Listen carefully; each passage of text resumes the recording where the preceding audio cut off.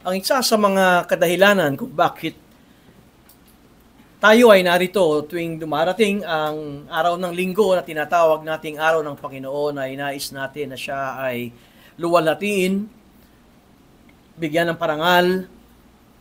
At ang isang bagay na ito ay pagpapahayag na siyang importante sa buhay natin. Napansin ba ninyo kapag dumarating ang araw ng linggo, nandyan ang birthday party, nandyan ang reunion, nariyan ang outing, nariyan ang kasal, nariyan ang mga iba pang mga imbitasyon. Bakit ba tuwing araw ng linggo ginagawa ito? Sapagkat ang mga tao ay walang pasok kapag araw ng linggo. Ito ang araw ng kanilang kapahingahan. Ito ang araw na wala silang ginagawa.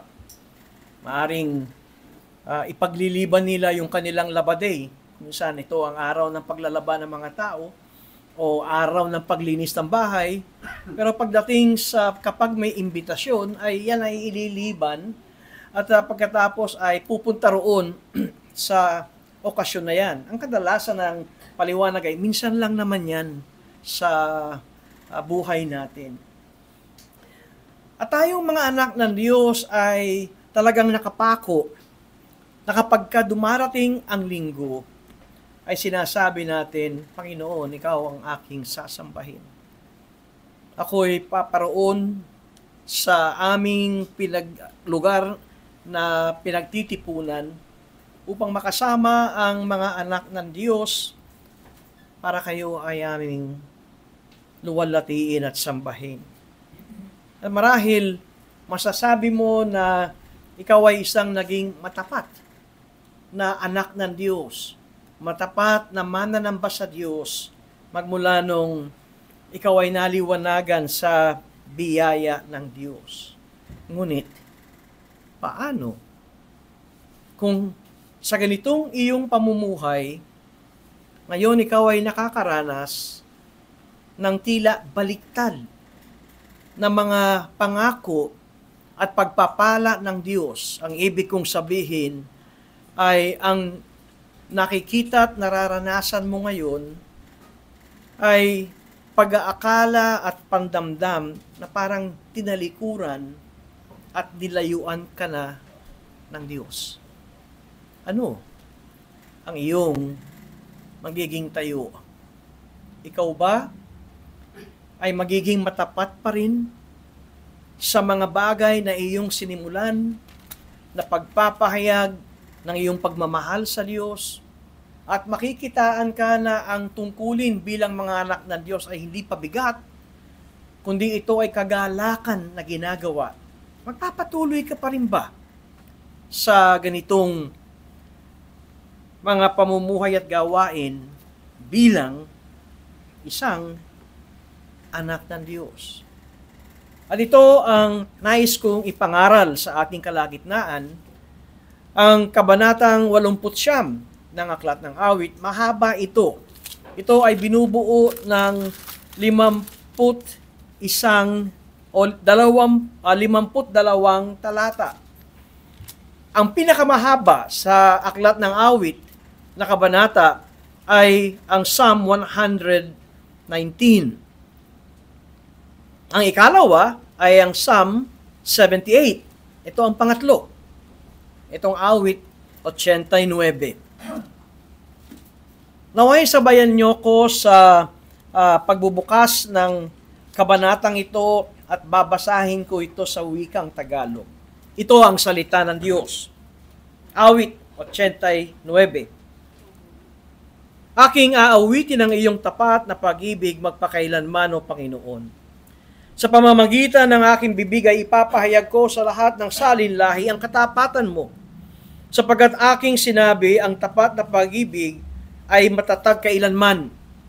Itatag mo sa mga langit ang iyong katapatan. Ako'y nakipagtipan sa aking hinirang. Ako'y sumumpa kay David na aking lingkod. Ang mga binhi mo'y itatatag ko magpakailanman. At aking itatayo ang iyong trono para sa lahat ng salinlahi. Purihin nawa ng langit ang iyong mga kahangahangang gawa, O Panginoon. Ang katapatan mo sa kapulungan ng mga banal, sapagkat sino sa langit ang mayahambing sa Panginoon? Sino sa mga nilalang sa langit ang gaya ng Panginoon? Isang Diyos na kinakatakutan sa kapulungan ng mga banal. Dakila at kakilakilabot kaysa lahat ng nasa palibot niya. O Panginoong Diyos ng mga hukbo, sino ang makapangyarihang gaya mo, O Panginoon? Ang iyong katapatan ay nakapaligid sa iyo. Iyong pinamumunuan ang pagngangalit ng dagat. Kapag tumataas ang mga alon nito, ang mga iyon ay pinatatahimik mo. Iyong dinurog ang Rahab na tulad sa pinatay. Pinangalat mo ng iyong makapangyarihang bisig ang iyong mga kaaway. Ang langit ay iyo, maging ang lupa ay iyo. Ang sanlibutan at ang lahat ng narito ay itinatag mo. Ang hilaga at ang timog ay iyong nilalang. Ang Tabor at ang Hermon ay magalak na nagpuri sa iyong pangalan. Ikaw ay may makapangyarihang bisig. Malakas ang iyong kamay. Mataas ang iyong kanang kamay. Ang katuwiran at karunungan, ang mga saligan ng iyong trono. Ang tapat na pag-ibig at katapatan ay nagpapauna sa iyo.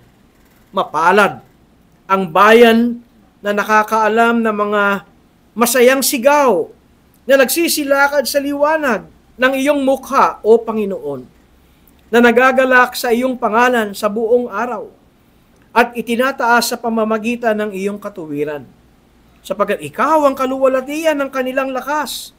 Sa pamamagitan ng iyong kagandahang loob, ang aming tambuli ay itinaas, sapagkat ang aming kalasag ay mula sa Panginoon, ang aming hari sa banal ng Israel. Nang una ay nagsalita ka sa pangitain sa iyong mga tapat na lingkod at iyong sinabi, aking ibinigay ang tulong sa iyong makapangyarihan. Aking itinaas ang isang hinirang mula sa bayan. Si David na aking lingkod ay aking natagpuan, na aking banal na langis, siya'y aking pinahiran. Na sa pamamagitan niya ang aking kamay ay maitatag. Ang bisig ko rin ang magpapalakas sa kanya. Hindi siya malilinlang ng kaaway, ni hindi siya masasaktan ng masama. Dudurugin ko ang kanyang mga kaaway sa harapan niya, at ibubuwal ko ang mga napopuot sa kanya. Ang aking pagtatapat at taimtim na pag-ibig ay magiging kanya. At sa pangalan ko'y matataas ang sungay niya. Aking itatatag ang kanyang kamay sa dagat at ang kanang kamay sa mga ilog. Siya'y dadaing sa akin, ikaw ay ama ko, malaking bato na aking kaligtasan at Diyos ko. Gagawin ko siyang panganay, ang pinakamataas sa mga hari sa lupa.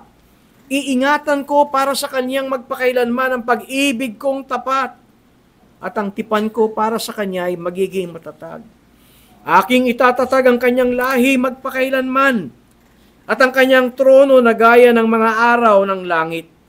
Kung tatalikuran ang aking kautusan ng kanyang mga anak, at hindi lumakad sa aking mga batas, at ang aking mga tuntunin ay kanilang labagin, at ang aking mga utos ay hindi nila sundin, kung magkagayoy, ang kanilang mga pagsuway sa pamamagitan ng pamalo ay aking parurusahan, at sa pamamagitan ng mga hampas ang kanilang kasamaan. Ngunit hindi ko aalisin sa kanya ang aking tapat na pagmamahal, o maging hindi tunay sa aking katapatan. Ang aking tipan ay hindi ko lalabagin. Ni ang salita na lumalabas sa aking mga labi ay aking babaguhin. Minsan at magpakailanman ay sumumpa ako sa pamamagitan ng aking kabanalan. Kay David ay hindi ako magsisinungaling. Ang kanyang mga lahi ay mananatili magpakailanman. At ang kanyang trono ay magiging gaya ng araw sa aking harapan. Gaya ng buwan, ito ay matatatag magpakailanman, at tapat ang saksi sa kalangitan. Ngunit, Ngayon iyong itinakwil at tinanggihan. Ikaw ay puno ng galit sa iyong pinahiran ng langis. Iyong tinalikuran ng tipan ng iyong lingkod. Dinungisan mo ang kanyang korona sa alabok. Giniba mo ang lahat ng mga pader niya. Ang kanyang mga tanggulan ay iginuho mo pa. Sinamsam siya ng lahat ng mga dumadaan sa lansangan. Siya'y naging katawa-tawa sa kanyang kapwa. Iyong itinaas ang kanang kamay ng kanyang mga kaaway. Iyong pinagalak ang lahat niyang mga kalaban. Oo, iyong binaliktad ang talim ng kanyang tabak at hindi mo siya itinayo sa pakikipaglaban. Ginawa mong maglaho ang kanyang kakinangan at sa lupa'y inihagis mo ang kanyang trono. Iyong pinaikli ang mga araw ng kanyang kabataan. Tinakpan mo siya ng kahihiyan. O Panginoon, hanggang kailan ka magkukubli magpakailanman? Ang pagniningas ng iyong puot na parang apoy ay walang hanggang kailan. Alalahanin mo kung sino ang sukat ng buhay ko. Alalahanin mo kung ano ang sukat ng buhay ko. Sa anong walang kabuluhan, nilalang mo ang lahat ng mga anak ng mga tao. Sinong tao ang mabubuhay at hindi makakakita ng kamatayan? Maililigtas ba niya ang kanyang kaluluwa sa kapangyarihan ng Sheol? Panginoon, nasaan ang dati mong tapat na pag-ibig na iyong isinumpang may katapatan kay David? Alalahanin mo, Panginoon, kung paano nilibak ang lingkod mo, kung paanong sa aking dibdib ang paghamak ng mga bayan ay taglay ko, na itinuya ng mga kaaway, ng iyong mga kaaway, o Panginoon, na sa pamamagitan nito ay kanilang pinagtatawanan ang mga bakas ng iyong pinahira ng langis. Purihin ang Panginoon, magpakailanman. Amen at amen. Hindi ba parang sa unang bahagi ay matatawag natin itong a psalm of praise. Ito ay punong-puno ng papuri sa Diyos. Ngunit, pagtapos, ay mayroon tayo makikitang biglang pagpihit. At ang pagpihit na ito, yung pagbaliktad, ay punong-puno ng reklamo at pagdaing sa Panginoon. Kaya nga, para bang sa simula ay napakaganda ng tono kung ito'y inaawit. At pagdating ng sumunod na mga talata, at ay makikita natin, pagdating ng talatang 38, parang naging sintonado. Ang ibig kong sabihin ay biglang naiba ang kanyang inaawit. Ito ay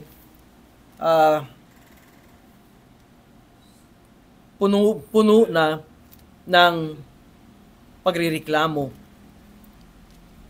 At makikita natin na ang kanyang sinasabi, ang kumatha nito, sumulat nito, ay yung tipan, yung pangako mo kay David. Nang ibig sabihin ay nasa kanilang isipan na ang kaharian na pinamumunuan ni David, of course, dito ay kung makikita natin ang timetable, ito ba ay kapanahonan ni David? Mayroong mga Bible scholars ng Old Testament na itong sinasabi, ito pa rin ay kapanahonan ni David. Ngunit mas marami na mga scholar na sinasabing hindi. Ito ay kapanahunan nang sila ay dinala na sa malayong lugar. Alam niyo, sila ay naging bihag ng Babylonia ng napakatagal at pagkatapos sila rin ay naging bihag pa ng Persya. At lagi silang panay bihag, nasa na yung tipan? Nasa na yung ipinangako mo kay David? Yun ang idinadaing ng may katha na ito. Unang-una, makita natin na nabanggit kung sino ito doon sa awit 89, ang sinasabi ay maskil ni Etan na Ezarita. Ngayon, kung maaring tignan natin ang concordance at hanapin ang pangalan ni Ethan, yan ay lalabas sa kapanahunan ni David. Si Ethan ay isa sa mga musicians na ikinalaga upang manguna at mamuno sa congregational singing ng mga Israelita. Ngunit, ang tanong ay, kailan ito nangyari at naganap? Kung ito'y kapanahunan ni David, wala naman tayong nakitang naging aba at naging kaawa-awa ang kaharian ng Israel nang si David ang hari. Kaya kailan natin makikita na pinagtatawanan na ang kahariang Israel? At marami sa mga dalubhasa nagsasabi, ito ay noong sila ay naging bihag. Dahil may nabanggit dito, pati ang kanilang pader ay wasak. Sino ba ang gumiba ng pader ng Jerusalem? At itong mga kawal ni Nebuchadnezzar nang nilusob nila ang Babylonia. At dahil ang kanilang pader ay wasak, ang lahat at bawat dumadaan na mga dayuhan ay nasasamsam at nananakawan sila. Kaya nga, sila ay nagiging katawa-tawa sa mga panahong ito. Nagsimula ang awit 89 ng pag-awit ng papuri sa Diyos dahil siyang soberanong Diyos. At pagkatapos ay ating makikita ang daing.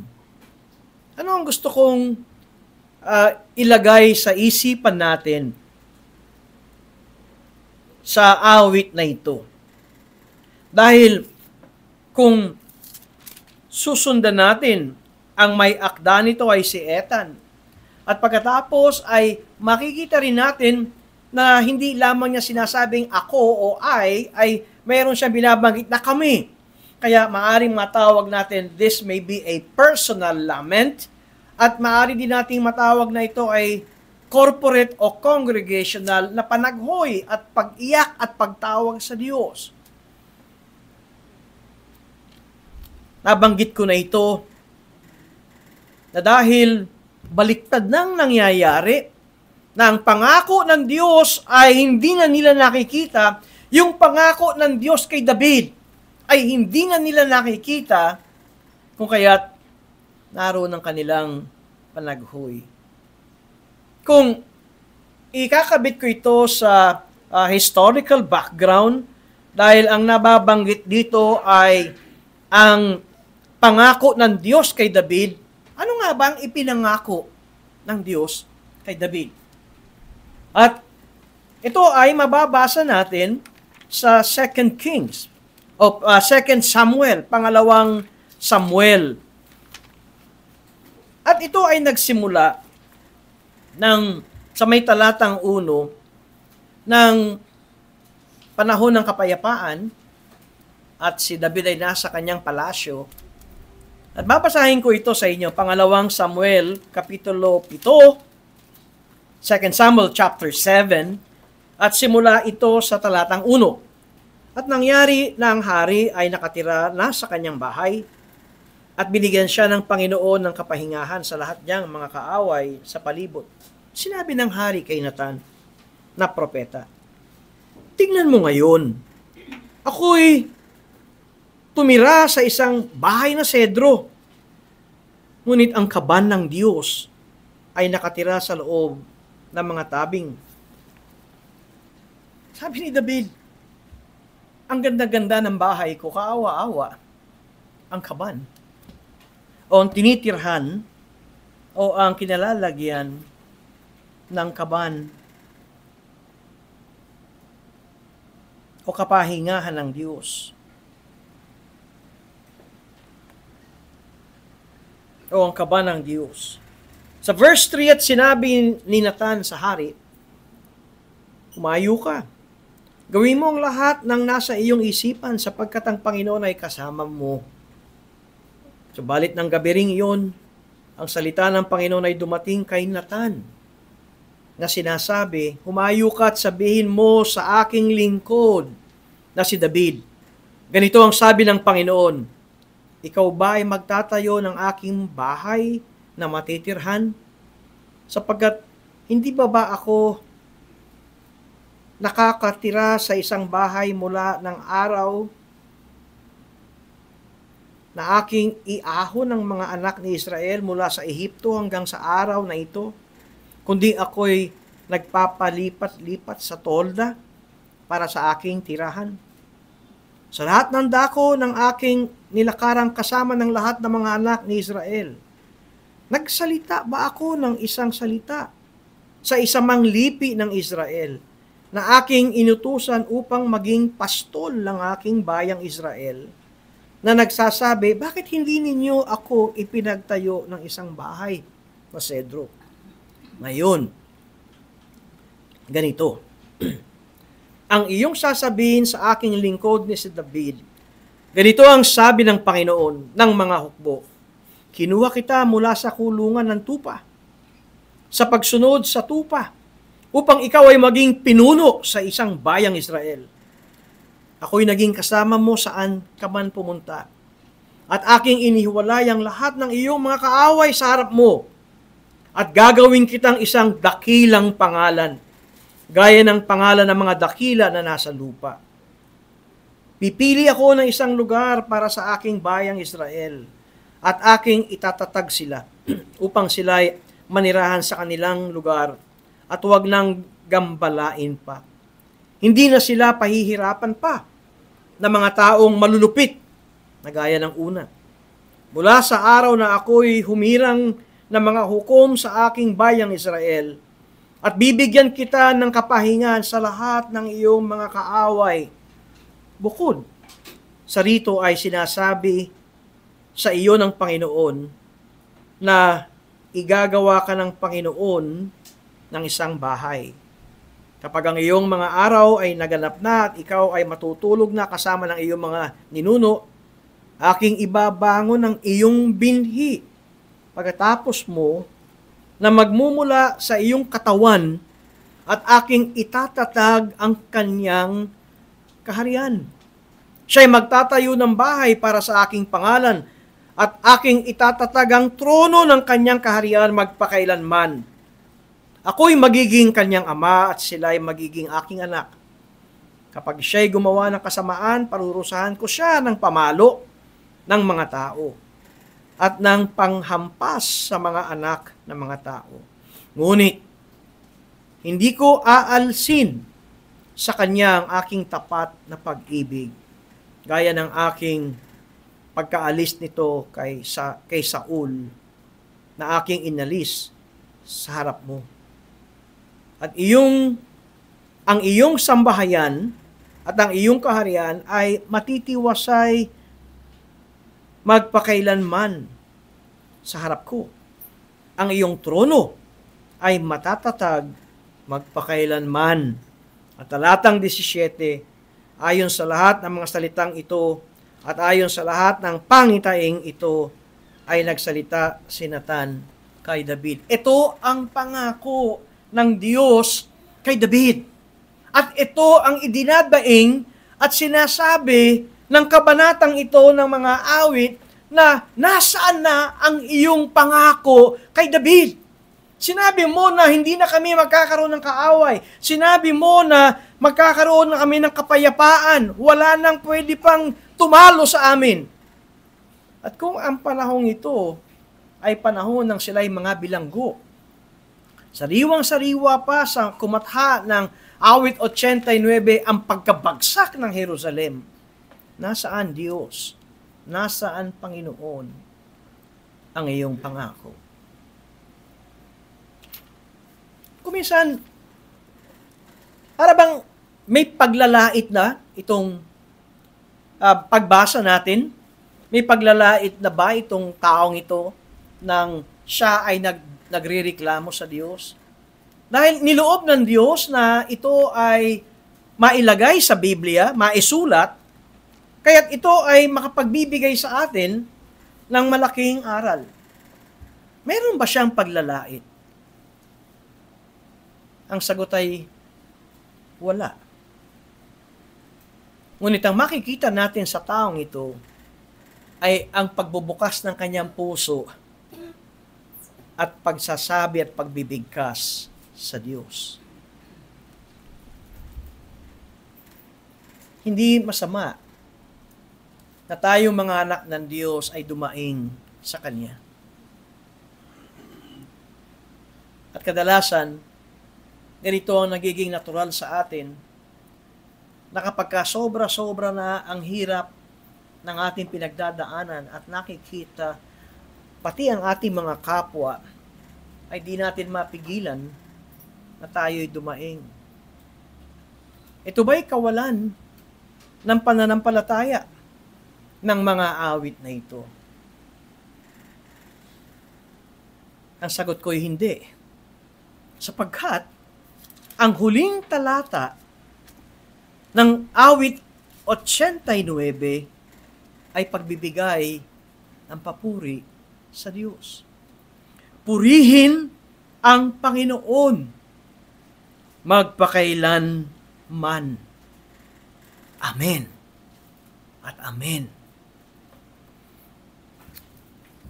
Alam niyo, tayong mga tao, hindi tayo sanay, napansin ba niyo, hindi tayo sanay tumanggap ng hindi. Halimbawa, kung meron tayong hinihiling, at para bang ang inaasahan natin ay hindi ako pahihindian nito, at biglang ikaw ay hihingi ng pabor, at ang marinig mo ay, hindi pwede. Kitang-kita mo yung, ganun kagad. Parang, bakas na bakas kagad sa mukha natin ang lungkot. Kasi, ang totoo, hindi tayo sanay na makarinig ng hindi pwede. At kapag ang ating inaasahan ay hindi natin nakukuha, nahahamon o nagiging hamon ito sa ating buhay. At kung ikaw ay anak ng Diyos, ito ay nagkakaroon tuloy ng paghamon sa ating pananampalataya. At dito sa awit 89, ay meron tayong makikita na ang mga pangako ng Diyos kay David. Ngayon, kapag sinabing kay David, at hindi lamang kay David ito, kundi sa mga anak ni David, sa mga salin-lahi ni David, sa mga hari na mga magiging hari na mula kay David, ay makikitaan ng tagumpay. Ganon ang nabasa natin sa 2 Samuel chapter 7. Ngunit ngayon ay iba ang nangyayari. Kaya meron tayong makikitang tila nabitin ang pangako ng Diyos. Nabitin, o kung gagamitin ko, ay yung tipan ng Diyos. Yung tinatawag na Davidic Covenant, ng Diyos ay nangako kay David. Ang Diyos ba'y ganito? Kapag nangako ay bigla makakalimutan? At pagkatapos ay para bang ang magiging karugtong nito ay kung gano'n ang Diyos ay hindi maaring asahan sa kanyang salita. Ngunit hindi ito ang tinuturo ng banal na kasulatan. At tinuturo sa atin ay hindi masama na tayo ay magreklamo, dumaing, buksan ang ating puso sa Diyos bilang tao at kanyang anak at ating nararamdaman. At makita rin natin dahil sanay na sanay tayo sa lagi tayo na pagbibigyan, at kapag tayo ay hindi na pagbigyan, ay nababago ang wangis ng ating mukha. Ngunit, ipinapakita rito sa kabanatang ito, yung pangako ng Diyos na tila nawala at nabura sa kasaysayan ng Israelita, yung pangako ng Diyos kay David ay hindi naman nawala. Ang tawag sa Ingles ay nasuspend lamang, nahinto lamang, nabitin lamang. Ngunit hindi ito nawala. Ito ay nahinto ng pansamantala, ng panandalian. Gaano kahaba yung panandalian? Ilang taon ba silang nabihag sa Babylonia? Ilang taon sila bago makabalik sa Jerusalem? 70 taon. Sa Diyos, ang 70 taon na hindi nangangunugang, kinalimutan ko na ang aking pangako. Kaya't makikita natin that God's unfulfilled promises are suspended. At ang titignan natin dito ay ang karakter ng Diyos. Ang titignan natin ay kung sino ang Diyos. At sa panahon na tila napakadilim ng nangyayari sa ating buhay, saan tayo hugot ng katatagan? Saan tayo kukuha ng pag-asa? Kung sino ang ating Diyos. Ang karakter ng ating Diyos. Kaya makikita natin sa pag-aaral natin ito kung paano na ang mga awit na ito ay nakatutok kung sino ang kanyang Diyos.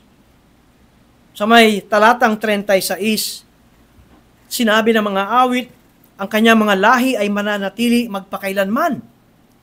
Awit 89, talatang 36.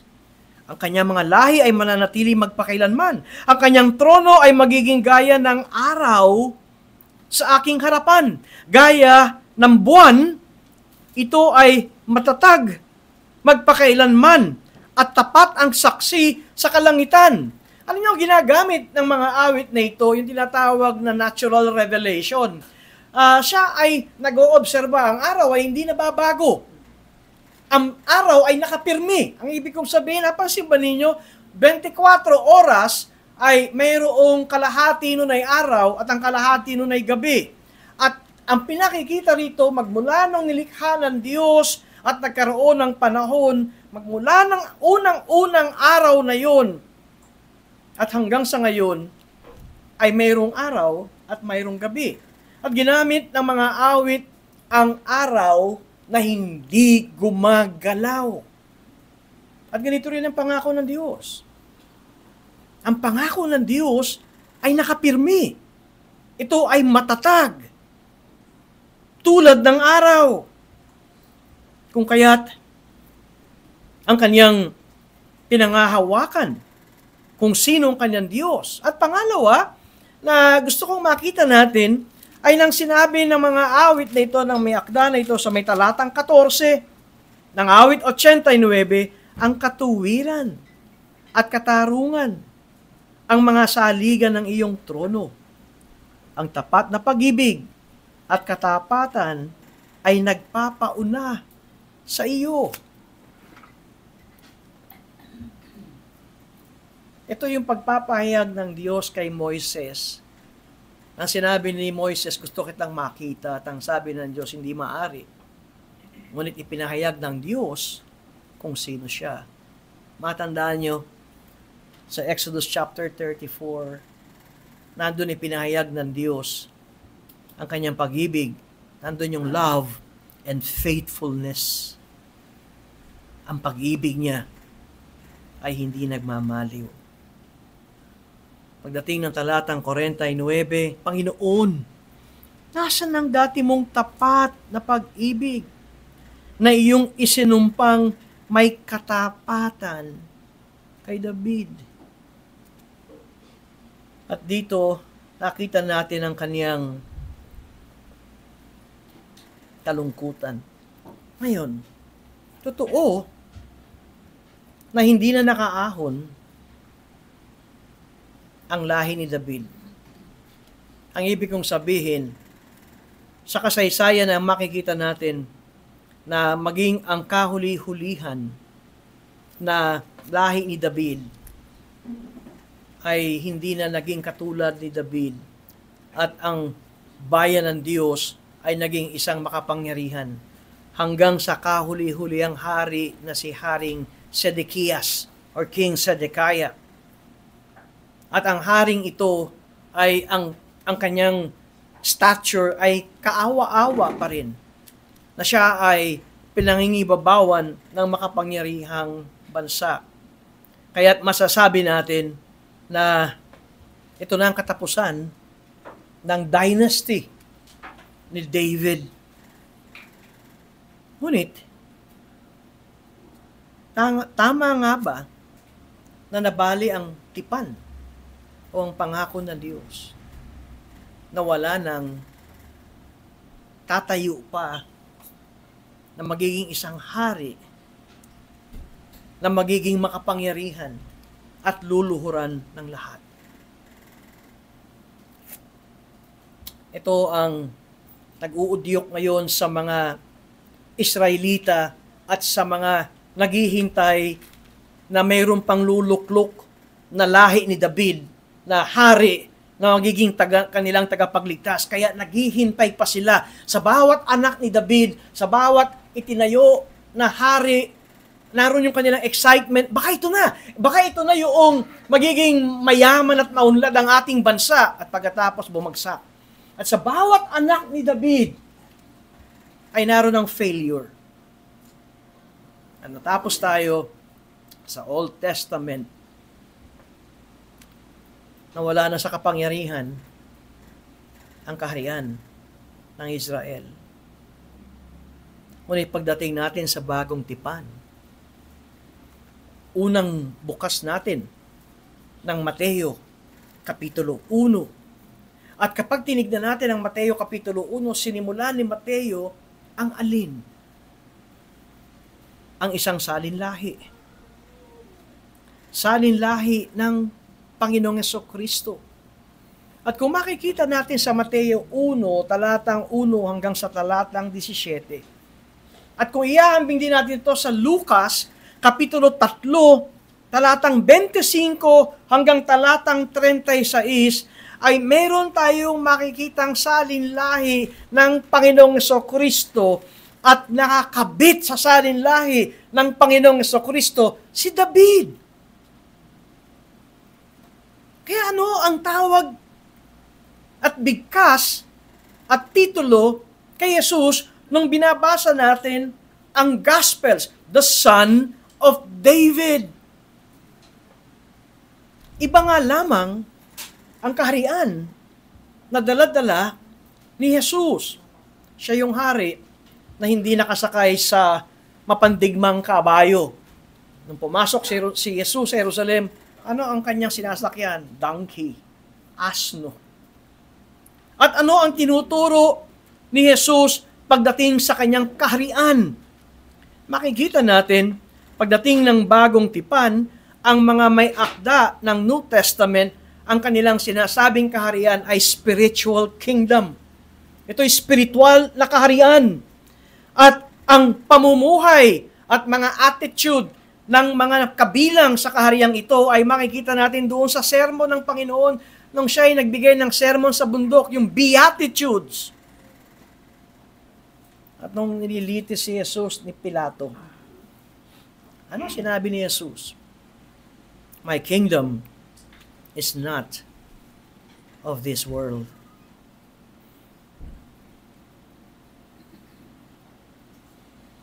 Kaya balikan ko yung aking pamagat ng sermon. How do we live? How do we live bilang mga anak ng Diyos? Paano tayo namumuhay bilang mga anak ng Diyos?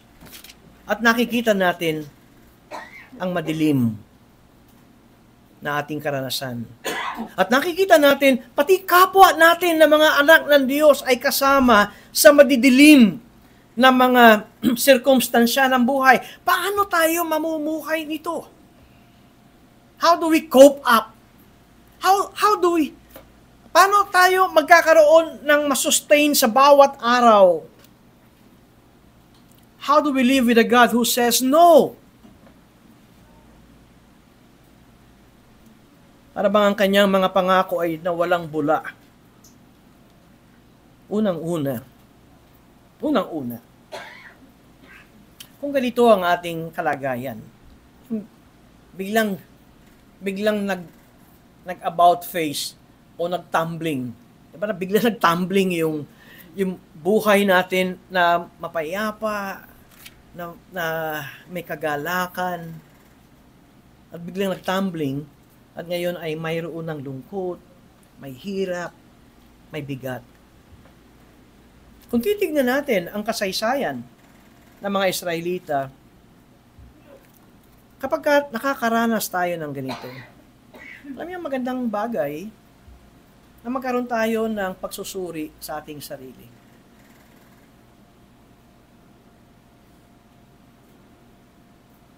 Anong kasalanan ang ginawa ko sa Diyos?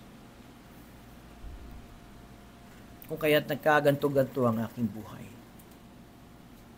Kung titignan natin at aaralin at magbubulay-bulay tayo sa kasaysayan ng Israel, ano ang kasalanan? Bakit parang muntik na akong mamatay? Ako'y na-ospital. Ako'y nagkasakit. At nagkaroon ako ng ganito pang mga bagay. Isang malusog na bahagi ng buhay natin bilang mga anak ng Diyos na tayo ay magkaroon ng tinatawag na soul searching. Magsuri tayo kung bakit ganitong nangyayari sa atin.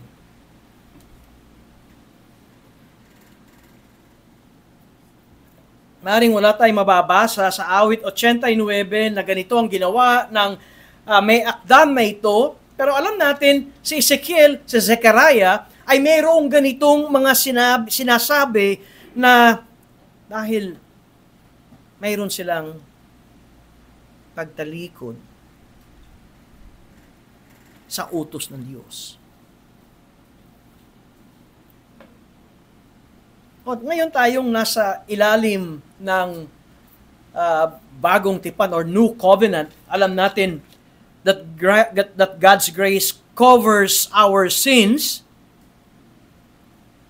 pero hindi ibig sabihin na ang Diyos natin ay parang lolo na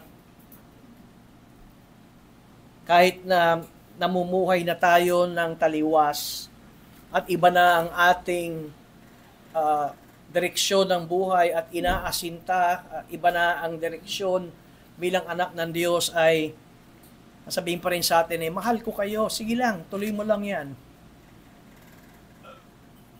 Maging nasa ilalim ng New Covenant ay naroon na sinabing didisiplinahin ng Diyos ang kanyang mahal. At kung ikaw ay anak, ikaw ay kanyang disiplinahin. Ang pagdidisiplina ba ng Diyos ay labas sa kanyang biyaya? Kasi kung minsan, pag iniisip natin ang biyaya ng Diyos, para bang hindi na tayo dadatnan ng problema. Ganon lagi ang mindset natin. We are under grace, we are saved by grace, at ito ay wala tayong ginawa, totoo, yan ay gawa ng Diyos, kaya kahit anong gawin natin, ay hindi na mawawala at matatanggal ang kaligtasan natin, totoo rin yan, pero hindi nangangahulugang papabayaan tayo ng Diyos sa ating mga pasaway na pamumuhay. At kapag meron tayong tinatawag na spiritual introspection, yung nasabi ko nga soul searching, yung bigla na tayong mananahimik at tayo ay magtatanong, ba't ganito ang buhay ko?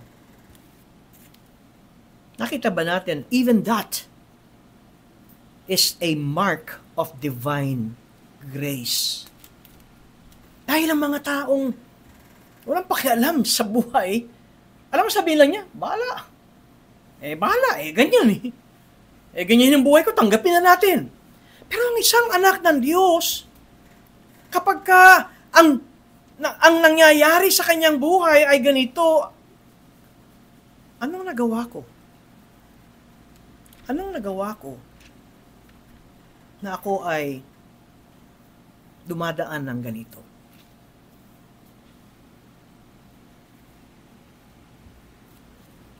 Ikalawang gusto kong makita natin,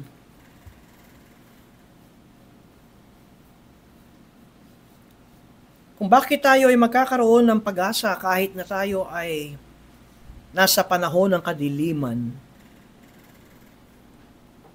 sa ating pananampalataya, Tulad nitong mga awit na ito.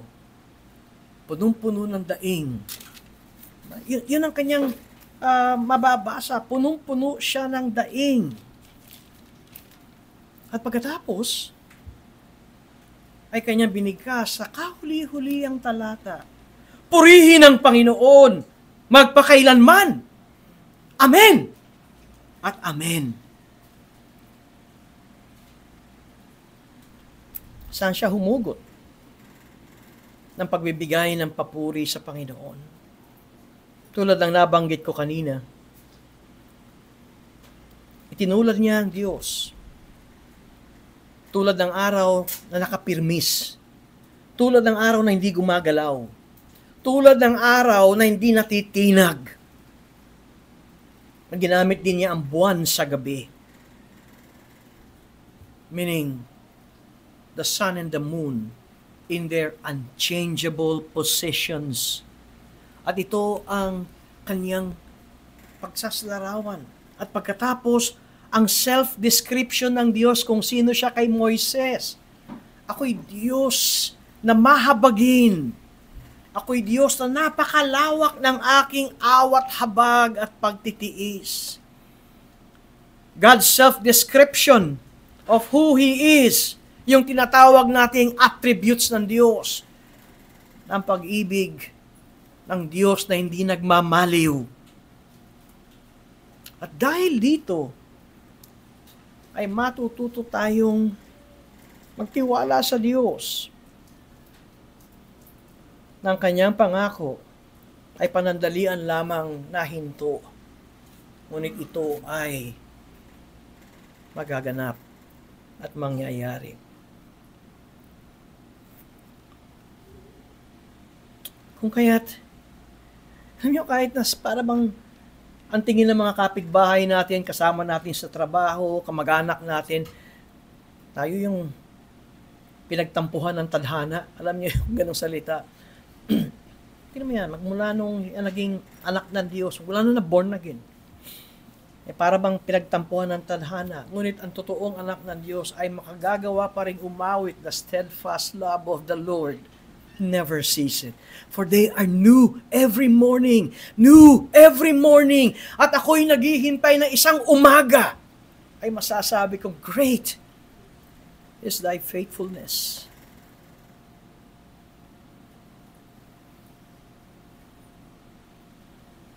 Ito ang masasabi kong makatutulong sa atin. Kung tayo ay pinapasukan na ng mga negatibong isipan. Kung minsan, pwede nga nating sawayin yan. Narinig niyo yung ating guest preacher dati. Kinakausap niya yung kaluluwa. Why are you downcast, my soul? Ibigay mo at ilagak mo ang iyong pag-asa sa Diyos.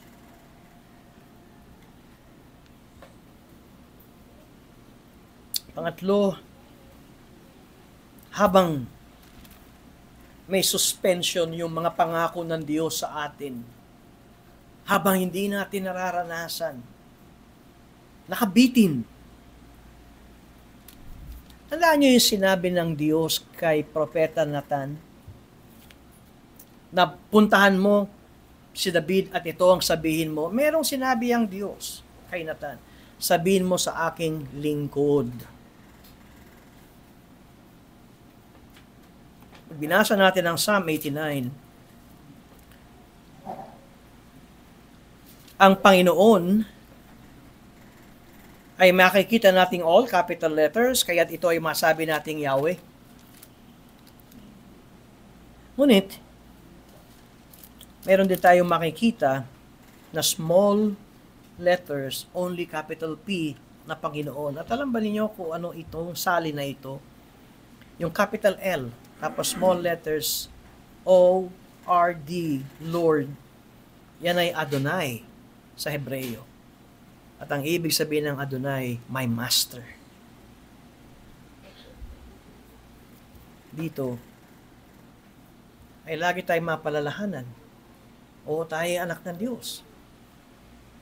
Pero tandaan natin, ang Diyos ang ating master. At ano tayo? kanyang servant. And that is the proper structure of command and obedience in this universe. Kung bakit tayo sumusunod. At kung bakit kinakailangan tayong sumunod. Because God is our master. At tayo, ang kanyang mga alipin. Tatawagdan ba ninyo yung binigay ni Jesus na talinhaga? Na yung mga alipin na nagtatrabaho sa bukid, na pagod. At maaaring kuminsan ay dagdagan ko pa na kaya yumayaman yung kanilang master ay dahil sa pagpapagal ng mga alipin. At ano sabi ng Panginoong Hesus? Pag uwi ba nitong mga alipin na ito sa bahay, ay lalaki ang ulo nila at sasabihin nila na kami nagpapayaman sa iyo. Kaya ikaw naman ang maglingkod sa amin. Pakainin mo kami. Hindi ganoon ang sinabi ni Jesus. Itong mga alipin na ito pag-uwi, gagawin pa rin nila ang tungkulin nila sa kanilang Panginoon. And so should we. Nalalaki ulo natin at sinasabi natin, ang dami ko ng kontribusyon sa iyo, Panginoon. Di ba minsan ito ang nagiging tendency dahil ang laki ng kontribusyon ko sa kaharian mo, Panginoon.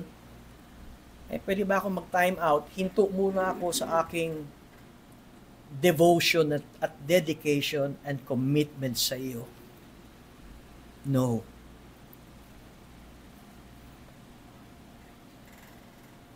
Mananatili siya na ating Panginoon, na ating Master. Ngunit tayo huhugot ng kapangyarihan o ng pag-asa at kapayapaan dahil ang karakter ng ating Master ay may pag-ibig na hindi nagmamaliw at siya'y matapat sa kanyang pangako. At dahil dito, ito lamang ang tiyak. At dahil dito, ito ang katiyakan na masasabi nating tayo ay nakasiguro. God is my master and I am His servant. Kaya hindi tayo gumagawa ng sarili nating kagustuhan. Nakita ba niyo? Kung ikaw ay Kristiyano, hindi yung malaya kang gawin mo yung gusto mo. Hindi. Totoong binigyan tayo ng kalayaan ng Diyos. Pinalaya tayo ng Diyos sa kamay at kapangyarihan at kadiliman ni Satanas. Mula sa kadiliman, nilipat tayo sa kaliwanagan. Pero, hindi nangangahulugan kahit anong gusto mong gawin ay pwede na.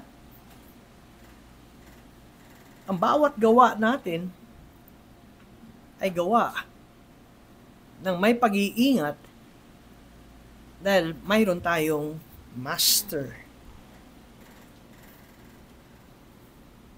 At ito ang pinakikita ng tunay na kasiguruhan at kapayapaan. At aawitin natin maya-maya ang isang himnong Because I Know Whom I Have Believed and am convinced that God, that He is able to guard what I have entrusted to Him until that day. Dito ang ating security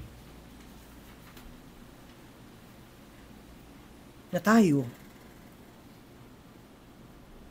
ay nagpapasakop sa Kanya. Nabanggit ko kanina, hindi tayo sanay na tayo ay pigilan ng Diyos. Meron tayong gustong gawin.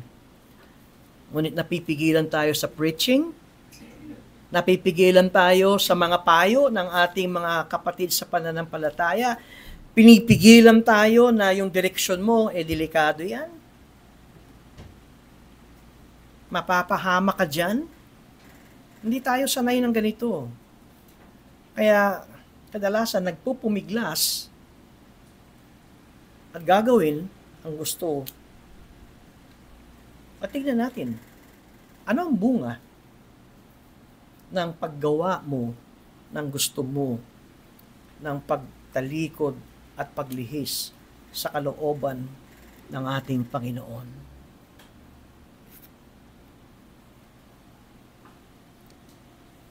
Sa atin ngayon, kung tinitingnan natin ang nangyari sa lahi ni David, sabihin natin, failure yan. At kaawa-awa naging buhay ng Israel. Pero tingnan ninyo ang itinuturo ng mga awit na ito. Even though history may have brought the Davidic line to an end, ang pangako ng Diyos ay nakakapit pa rin dahil ang Diyos ay matapat. Ang Diyos ay maaasahan.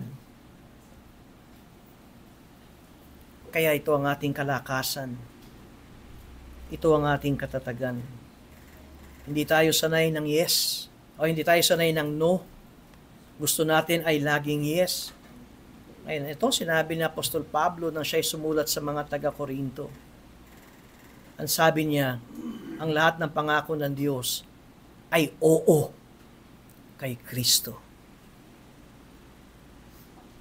For no matter how many promises God has made, they are yes in Christ.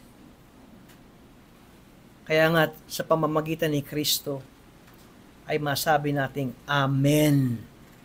Amen. At bilang pagwawakas, makita natin ang halimbawang tinuro ni Jesus sa atin, sa kanyang mga alagad at sa atin. Nagtanong ang kanyang mga alagad, turuan niyo kaming manalangin.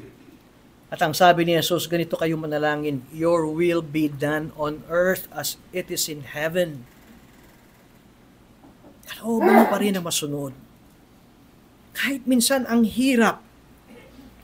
Nakita ba ninyo yung panaghoy, yung groaning, yung travail ni Jesucristo sa hardin ng Getsemane? Nang sinabi ni Jesus, my Father, if it is possible, may this cup be taken from me, yet not as I will, but as your will. As you will.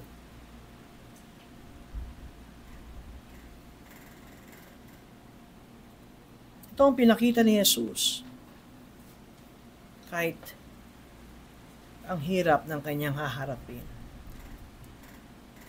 At ito ang tinuturo sa atin ng Panginoon. Your will be done on earth as it is in heaven.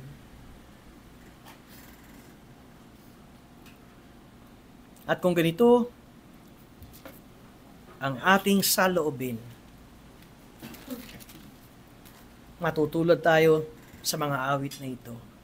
Purihin ang Panginoon magpakailanman. Manalangin po tayo.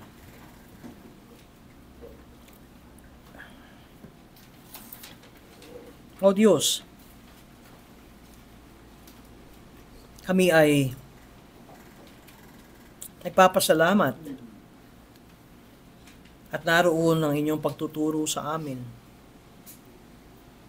At ginamit ang karanasan ng Israel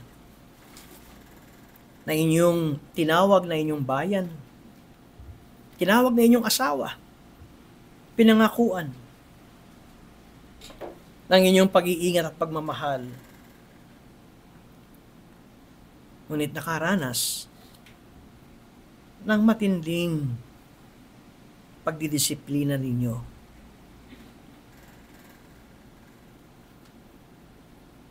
Naway sapat na sa amin yan.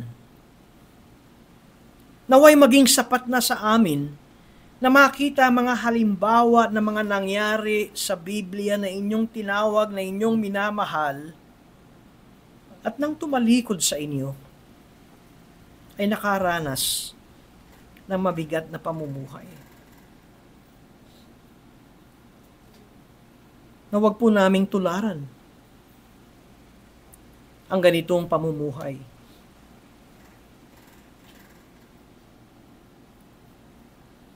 At kung kami ay mahulog sa mga ganitong gawain, biyayaan niyo po kami, Panginoon, na mababang puso upang matutunan po naming aminin ang kasalanan namin at magbalik loob sa inyo.